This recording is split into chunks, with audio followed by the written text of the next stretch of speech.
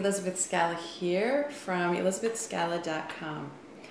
So this is the second video in our three-part series where we're talking about the negative environments around us and how we can continue to cope with, how we can continue to be positive, how we can continue to be a strong individual amidst whatever unhealthy workplace environments we may find ourselves in. And, you know, I'm not making light of the situation. I was thinking the reason I really wanted to put this series together is because I went into a meditation. So there's a weekly meditation that you can drop into at my hospital.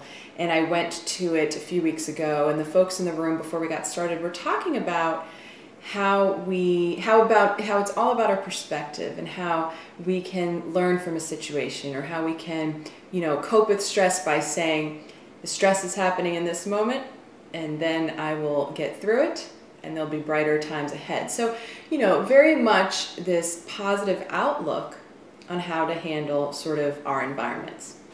And as I left the meditation drop-in that week, I started thinking, because I was walking through a very, very busy hospital with loads of people, patients, families, physicians, support staff, you know, colleagues, other nurses. People are everywhere. And I was thinking, you know, I tend to think of myself as a pretty positive person, but how do I maintain that when I'm around a group of individuals who like to gossip? When I'm around a group of people who like to complain, you know, how do I stay positive? And I figured you may be wondering the same. So last week we talked a lot about perspectives and how we can't change another person's behavior. And if you missed that video, just go back one video or check out the blog at elizabethscala.com from last week. So this week I'm going to talk about a practical strategy that you can use if you find yourself in sort of this room where the energy is very heavy and tense and not nice. Okay, so what we have to do is sort of practice and do sort of the pre-work outside of these environments so that when we're in them, we can stay more grounded. So what do I mean by that? By pre-work or practice, I mean, I want you to look at what are the things that are important to you. Someone might call these your values. What is truly very important to you that you hold at the utmost height in your life? What are some of your strengths? What are some of your personality traits or your skills that make you a unique individual? What I'm asking you to do this week is to really take some time with self-reflection, take some time with introspection, and really coming up with a list of things that are important to you, that make you unique, and that you really hold near and dear to your heart and your life. So that's sort of the pre-work and the things to do outside of these sort of negative room-filled situations, right? So then you get to this place, and here is another practical strategy. I went to a workshop recently and the speaker was phenomenal, talking about difficult conversations and how to ask difficult questions. But I think what she was talking about really can apply for us here in this context. So remember, you have your strengths, you have your values, you have your beliefs, what you really stand for, the things that make you who you are. You keep those close to your heart. And then you're in a negative room and everybody's gossiping and complaining. You're feeling like, oh, this is just terrible.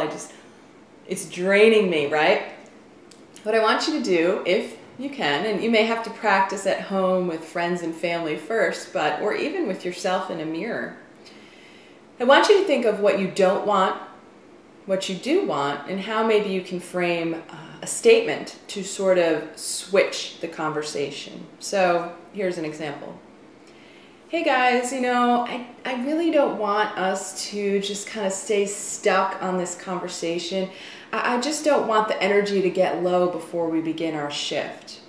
What I really would like to do, or what I would love to see, is, you know, us to have a really smooth day, for us to have a lot of fun at work together, and for us to really help each other out in an upbeat way.